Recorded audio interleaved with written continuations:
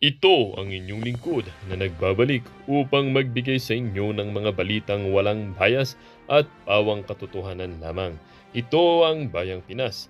Ang isyong ito ay naging usap-usapan sa buong bansa at iba't ibang social media platforms.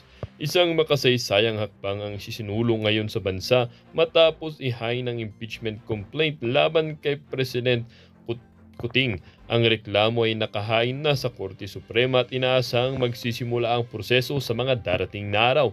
Ang reklamo ay naglalaman ng seryosong mga aligasyon laban sa Pangulo, kabilang ng katiwalian, abuso sa kapangyarihan at paglabag sa mga saligang batas. Ayon sa mga nagsulong ng reklamo, sapat na ang mga ebidensya upang mapatalsikin si Pangulong Kuting mula sa kanyang posisyon. Hindi rin nila pinalagpas ang mga kasangkot na politiko na umano'y nagpayaman sa pamamagitan ng mga iligal na gawain. Kasama sa mga isinasangkot sa reklamo ang ilang kilalang mga mambabatas at opisyal ng pamahalaan na pinaratangan ng pagkakasangkot sa iba't ibang anyo ng katiwalian. Ayon sa mga nagsampa ng kaso, panahon na upang panagutin ang mga kurap na politiko sa kanilang mga kasalanan at mabigyan ng hustisya ang mga Pilipino. Sa kabila ng matinding pangangampanya ng mga taga-suporta ni Pangulong Kuting, patuloy ang pagbuhos ng suporta mula sa publiko at iba't ibang grupo para sa impeachment process. Maraming mga mamamayan ang umaasa na magbibigay ito ng linaw sa mga isyu ng katiwalian at magbabalik ng tiwala sa gobyerno. Hindi pa naman nag-uumpisa ang mga pagdinig, ramdam na ang tensyon sa iba't ibang sangay ng gobyerno. Inaabangan ng lahat ang magiging tugon ni Pangulong Kuting sa kanyang o sa mga paratang laban sa kanya. Gayon din, inaasahan na magbibigay ng matinding laban ang mga kasangkot na politiko upang idepensa ang kanilang mga sarili. Sa kasalukuyan, binabantayan ng sambayanan ng bawat kaganapan kaugnay ng impeachment na ito. Ang tanong ng marami, magkakaroon ba ng katarungan at hustisya para sa mga Pilipino o muling mananaig ang kapangyarihan at impluwensya ng mga nasa poder? Sa mga susunod na araw, malalaman ng bansa kung ano ang kapalaran ng mga pinunong isinakdal at kung sa wakas ay mapapanagot sila sa kanilang mga kasalanan. Para sa kabuuang detalye, panoorin ang buong video at salamat na rin sa ating mga solid viewers sa walang sawang pagsuporta. At kung bago ka naman sa ating channel ay syempre huwag kakalimutang mag-subscribe at pindutin ang notification bell, piliin na rin ang all upang laging maging updated sa mga balitang bago, totoo at walang bias dito sa channel ng bayan, ang Bayang Pinas. Huwag din kakalimutang mag-iwan ng like at i-share ang ating video. Ito ang inyong lingkod na nagbabalik upang magbigay sa inyo ng mga balitang walang bias at pawang katotohanan lamang. Ito ang Bayang. Her solidarity message today sa Canada after nito kay Attorney Trixie. Palakpakan natin sila. Yes, Attorney Trixie po, andyan po mga at kaibigan. At ang aking university mate nung kolehiyo kami. We treaded on different path pero para kami mga ilog na may iba't ibang pinanggalingan, ngunit ang pinatutunguhan ay isa lamang, ang direksyon ng dagat ng paglaya sa pamamagitan ng katotohanan. Beethoven Crasco, batch kami. Ayan, mabuhay tayong lahat mga kaibigan. Maisog Rally Canada, nawala po ang sounds. Teka lang guys, ayusin po natin yung sounds. Teka lang po. Ayan po. Ako'y bulag pa sa katotohanan at hindi pa yumakap sa kapayapaan, lalo na sa panahon ng rockstar President Digong Duterte.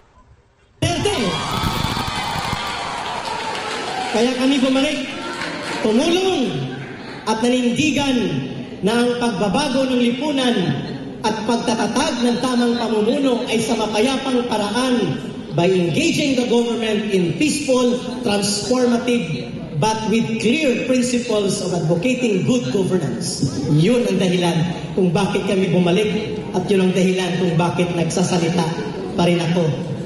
Kasama kayo. Yes! Yes! Naroon tayo doon. Mabuhay! Hindi ko po iniwan ang prinsipyong mahalin at paglingkuran ng tama ang mamamayang Pilipino Ang iniwan ko lang po ay ang madugo at marahas na buhay ng isang baluktot at maling ideolohiyang nabubuhay sa dugo at karahasan na pumapatay ng kapwa Pilipino. Pero ang pagmamahal sa bansa at pagmamahal sa interes ng Pilipino ay hindi ko po inabandona. Kahit kailan ay nasa puso ko nakatalingan.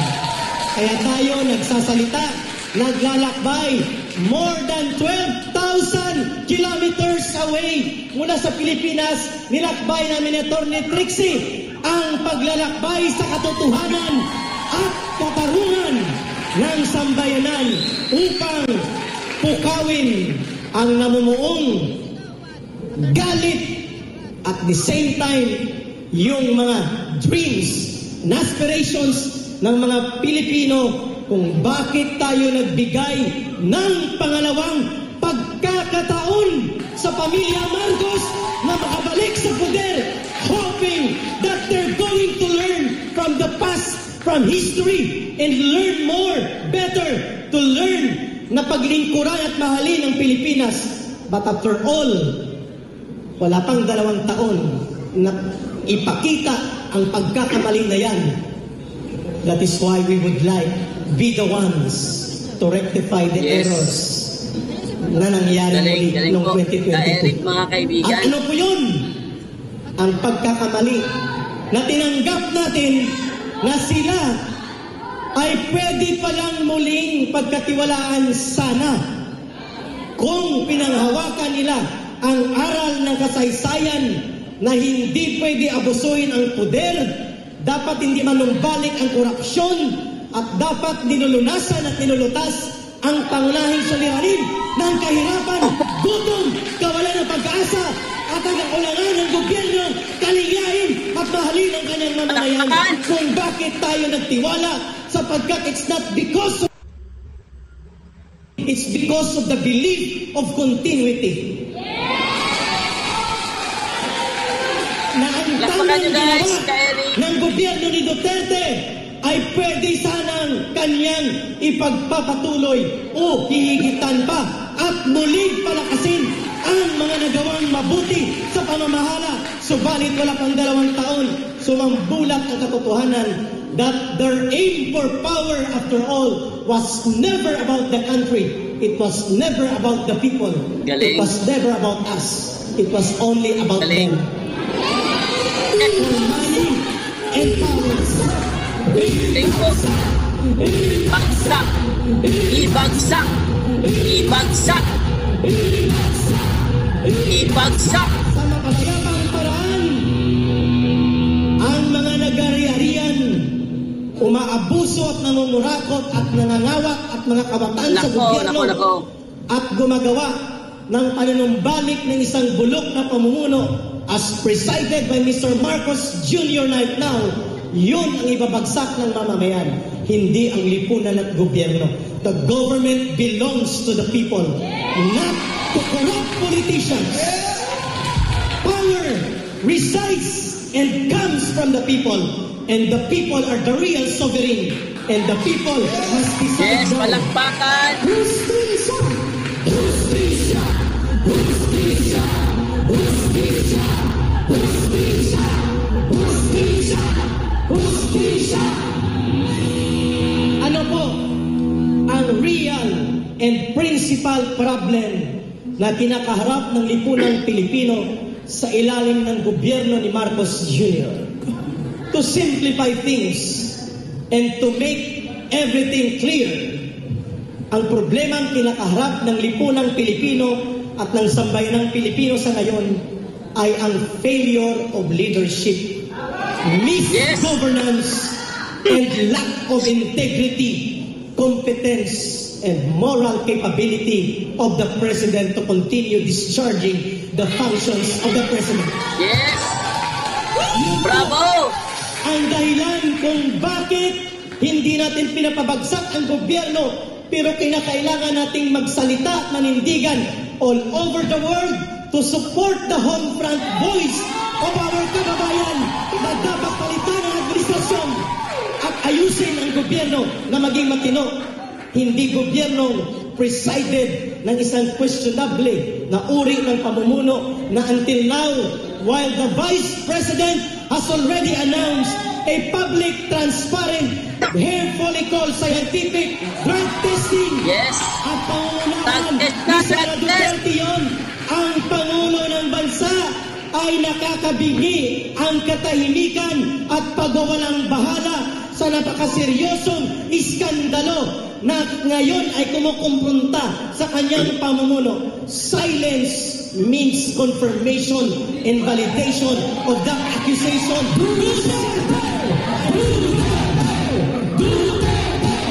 Duterte! Duterte!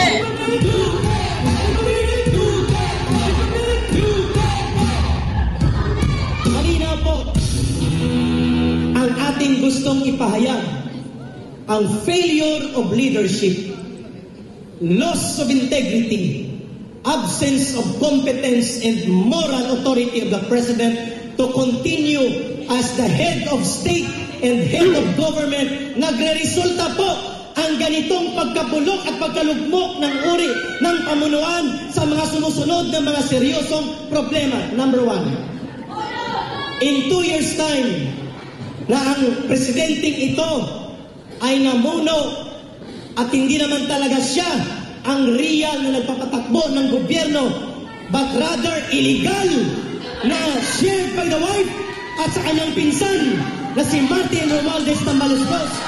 Illegal.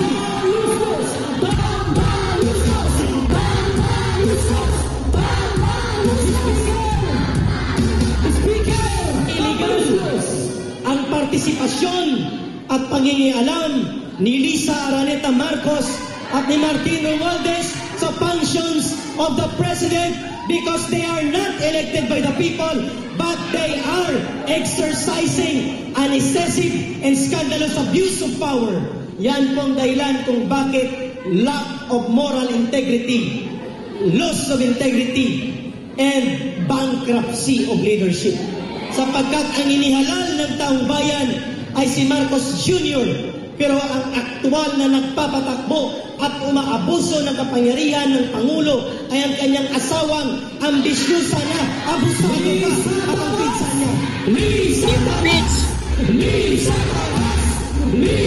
Tamas! Tamas!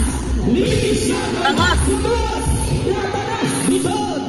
Ang katotohanan ay gumuguhit ng mapait at mahapdi na sugat, subalit yan ang sugat na pupukaw sa mga manhid at sarado nilang pag-iisip. Yun ang tamang dapat gawin na marinig nila. Pangalawa, while power is being abused by those who have no mandate and authority to exercise the powers of the President, ang pangalawang problema sa failure of leadership ay sa ilalim ni Marcos Jr. nanumbalik ang monumental and massive corruption. Yes, tama. Ang pangungurakot, Design. pangungulimbat at pagnanakaw, pandurobo sa kaban ng bayan, never seen before. Kagaya ng nangyari sa tatay niya, ay laganap na laganap ang latay ng pangungulimbat at pag-atake sa kaban ng bayan. Magnanakaw! Ay! Nanakaw! Nanakaw! Ano po ang ating pagbibigay ng katotohanan sa monumental and massive corruption na tinotolerate at pinapakinabangan ni Marcos Jr. sa flood control project alone? Hindi niya pwedeng ituro si Rodrigo Duterte sapagkat in 2023 and 2024, 1.4 trillion pesos ang flood control allocated project sa kay Marcos Jr. Inanod lang lahat ito papunta sa bulsa ng mga kawatan ng politiko sa pamumuna mismo nila Marcos. Magnanakaw!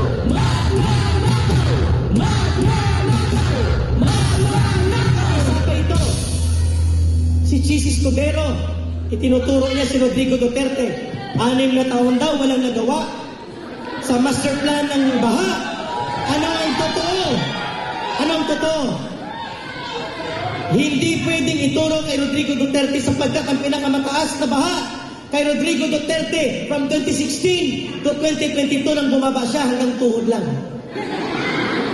Wala pang 3 oras, tapos na ang baha. Kay Marcos Jr., 8 milyon na mga Pilipino ang binaha sa buong Metro Manila at karatig rehiyon ng Central Luzon at Southern Tagalog. At nasaan napunta ang trilyones na pondo? Hindi nila may paliwanag. Pinakamadaling nakawin flood control project. Bakit? Kapag binaha, ituturo mo ang kasalanan sa baha. Kaya nawala ang pondo. Ang tawag dyan, force majeure. Sinungaling! Sinungaling! Sinungaling! Sinungaling! Magdadalang taon na. Hindi lang ang flood control project ang ninanakaw nila by the trillions. Alam nyo ba na hindi makikita ngayon kung anong nangyari sa 500 billion na Maharlika Fund? Ang malas nila, ang kanyang project na wealth or sovereign wealth, ipinangalanan niya kay Marlica. Kaya hindi makatake off 500 billion. At ngayon, ang Land Bank of the Philippines hindi na makapagbigay ng kapitalisasyon sa mga magsasaka at magbubukid para makaunlad ang agrikultura at kabuhayan. Nangungutang ang Land Bank ng 50 billion pesos by way of bond flotation sa kanyang mga kliyente at mamamayan sapagkat ang kanyang 50 billion pesos ay nawala na parang bulang ngayon, hindi makikita, walang paliwanag dito sa bogos o pokus na Maharlika Fund ni Marcos Jr. at ni Martin Romualdez. Nako, ayan na. Nakadama na. Hokus-pokus pa. Anong tawag dyan? Korupsyon. Korupsyon.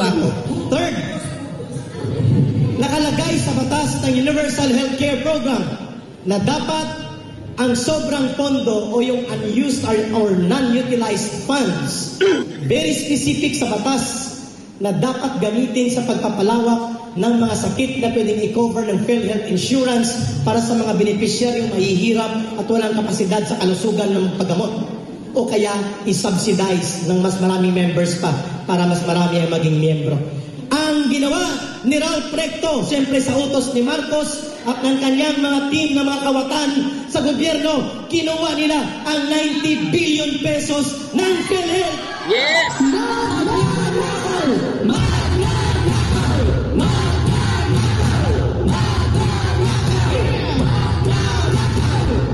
Araw-araw, 4 sa bawat 10 Pilipino ang tinatamaan na mga infectious diseases pero hindi may paggamot, na mamatay na lamang, lalo na sa mga liblib na lugar ng kanayunan na hindi maaabot ng ospital at kalsada sapagkat kulang ang serbisyo sa ikabubuti ng kalusugan ng ordinaryong mamamayan. Subalit na nakawin nila ang 20 billion at gagamitin nila sa unprogrammed budget nila para gawing ayuda ni Martin at ni Lisa at ni Marcos. Kalukuhan, katarantaduhan, isang malaking insulto at pagnanakaw sa harap ng taong bayan.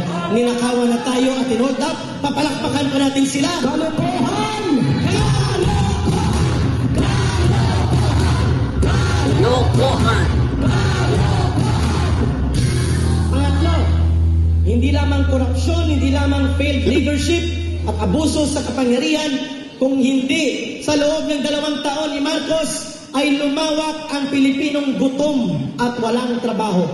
More than 4.8 million Filipinos ang walang trabaho o kulang ng trabaho sa Pilipinas. Ngayon, habang nagsasalita tayo, 16 million Filipino families ang nagsasabi sila ay naghirap ng lalo sa loob ng 2 taon ni Marcos Jr. 16 million times 4 in a member of families, we're talking about 70 million na mga Pilipinong naghihirap ang buhay at mahigit kumulang 12 million na mga Pilipinong pamilya ang nagkakaroon ng tinatawag na involuntary hunger every day. Ibig sabihin, nagugutom sila hindi dahil nagda-diet sila. Dahil hindi wala silang makain, wala silang pangbili ng pagkain sapagkat ang income nila ay nawala, ang kabuhayan at trabaho ay bumagsak. Yan ay dahil umaatras, lumalayas ang mga direct investors sa Pilipinas at napupunta sa karatig bansa, and even ang kanyang digma-digmaan at kapangkapangan laban sa China. It cost us more than 2 billion pesos in income of tourists coming from Chinese tourists in 6 months alone. And very many more na mga problema ang ilulunsad nitong digma-digma na tapang-tapangan niya sa China instead of talking diplomacy and peaceful negotiations and dialogue. Gandang Ito ang araw, pinakamalaking Margaret problema. In Malibon. 6 months alone, we lost 2 billion pesos in the income of tourism. Saan napunta ito?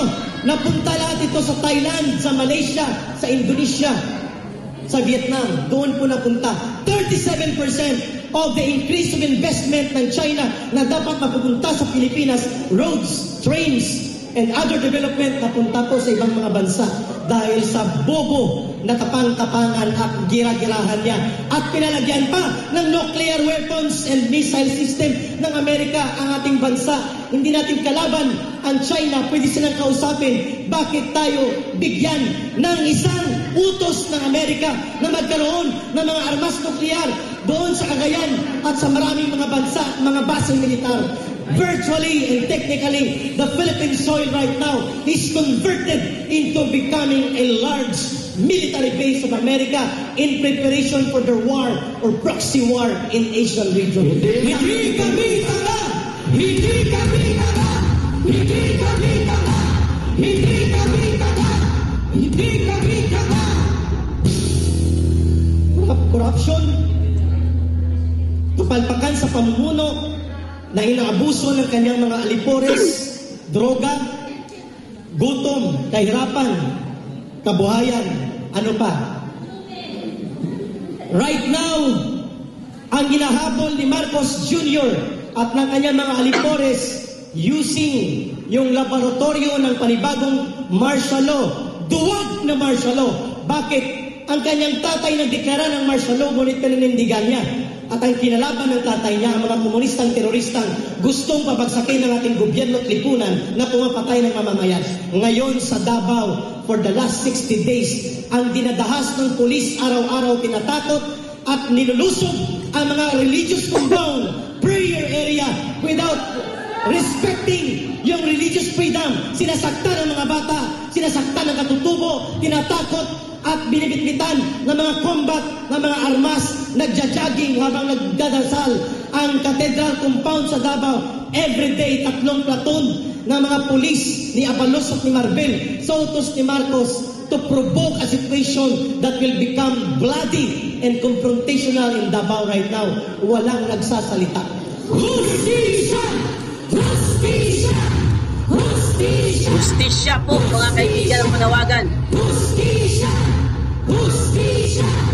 Justisya! Yung mga tumulong sa kanya, si Rodrigo Duterte, si Sara Duterte, ang mga supporters nito, si Pastor Kibuloy, at ang Kingdom of Jesus Christ, ang SMNI. Lumaban po ito kontra sa CPP, NPA, NDF.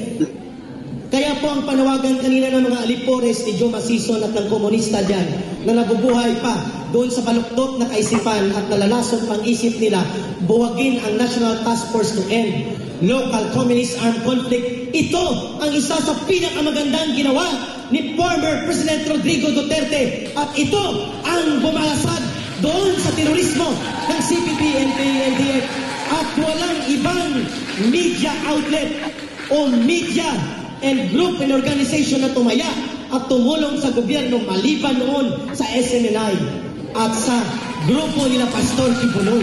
Kaparunan! Kaparunan! Kaparunan! Kaparunan! May sinukli. Si Pastor Kibuloy po ay inakusahan lamang under the rule of democracy and the rule of law and democratic society. Anybody is presumed innocent until there is fair trial and your guilt is established by prosecution. Hindi pa po convicted si Pastor Kibuloy. Hindi siya terorista at ang grupo nila.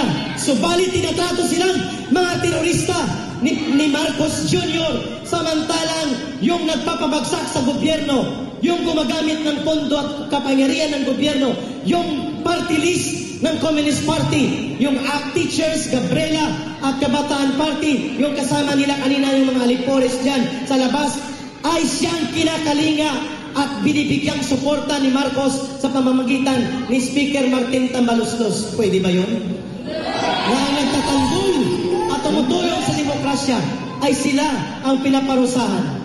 Rodrigo Duterte, hindi siya perpektong pangulo ng bansa, pero sino lang ang nanindigan against all political opposition na ipalibing ang tatay niya na tinatawag sa buong mundo na diktador doon sa libingan ng mga bayani. Subalit walang utang na loob ang tarantadong presidente na ito. Walang utang na loob. Balasubas ang klase. Subas! Balasubas! Balasubas! Balasubas! Yun ang tamang gawin. Hindi lang hudas, barabas, balasubas pa. Balakubas! Sinoong ni Rodrigo Duterte ang lahat ng oposisyon at pagtutol upang mabigyan ng dangal at karangalan ang kanyang ama na naging sanhi ng pagkakawatak-watak ng mga Pilipino at marami dito sa ating mga henerasyon na lumaban sa diktadura. I was not able to fight the dictatorship sapagkat na-recruit ako 1989 dahil panganak ako 1971. Subalit ang pag-recruit sa amin ay kasama ang naratibo ng diktadura ni Marcos Sr. And yet, when this president na Balasubas na walang utang na loob si ginawa ng former president sa kanya at ng mga tumutulong sa kanya, run for presidency, tumulong kami, hoping that they will redeem themselves for the good of country and people. Pero hindi. Kaya hindi lang tayo binudol, binalasubas tayo ng tarantadong pangulo na ito na nakaupo ngayon sa Malacanang.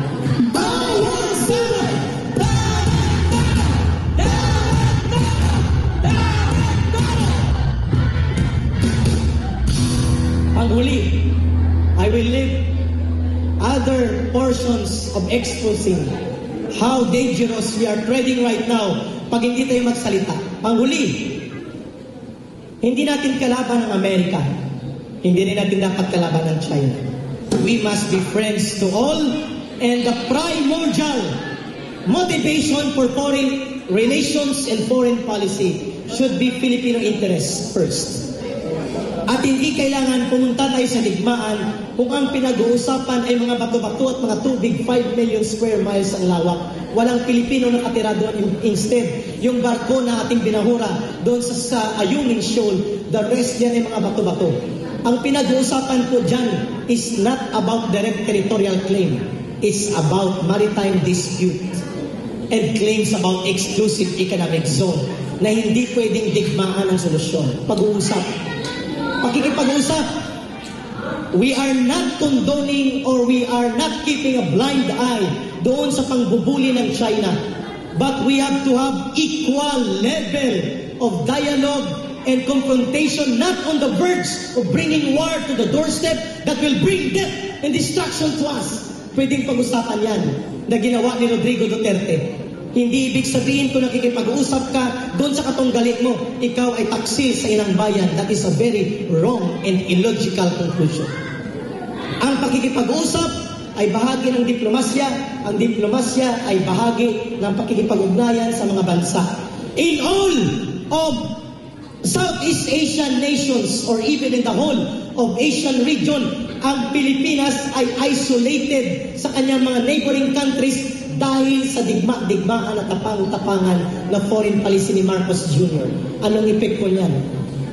Ang mga investment in tourism, trade, and economic na mga engagement natin na nakikinabang tayo, we're losing more than $23 billion of opportunities na siyang nakalatag in the pipeline ng bumaba si Rodrigo Duterte na ipagpapatuloy ng bansang China under negotiations of dialogue and diplomatic relationship.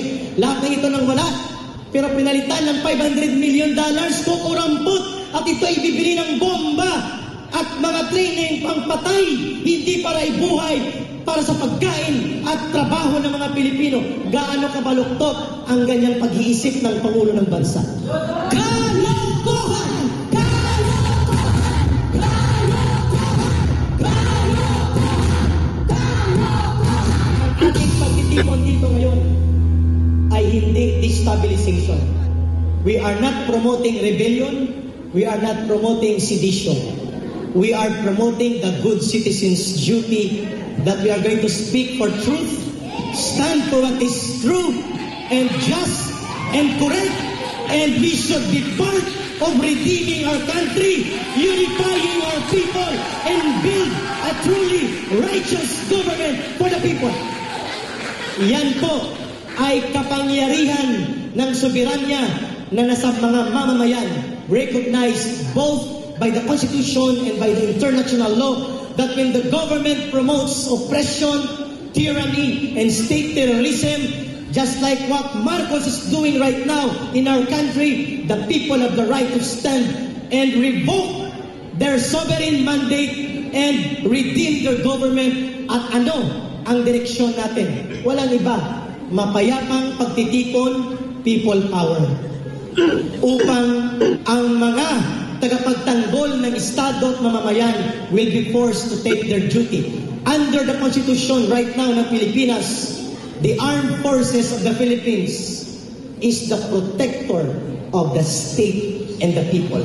They are not the protector of corrupt politicians and immoral president with no integrity and competence to govern our country. The mandate that is vested by law, by the Constitution, to the armed forces and to the security sector is for them to protect the state and the people. And where is the threat coming now against the state and the people?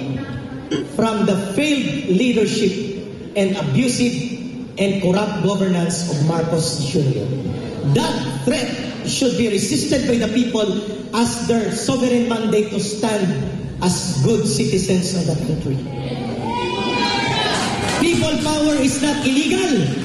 People power is a sovereign mandate of the people for as long as we do not promote arms uprising against the government and we are in the ambit of legal exercise of democratic rights and the sovereign mandate of the people. Kinikilala po yan sa mga jurisprudence ng mga batas sa Pilipinas. 2 beses na tayo nagpatalsik ng mga pangulo na abusado at hindi tumutugma sa kanilang mandatong ginagawa at umaabuso sa poder in 1986 and in 2001. Lahat ng ito, walang nagsasabing yun na illegal. Hindi po yung destabilisasyon. Yun po ang mabuting tungkulin ng isang mabuting mamamayan. At kasama po kayo dito sa Canada. Makibaka! Makibaka! Makibaka! Makibaka! Makibaka! We are not for bloodshed. We are for the sovereign rule of the rule of law that shall protect the people and establish a truly righteous and good government. And that is a duty that we owe to our children in the coming generation.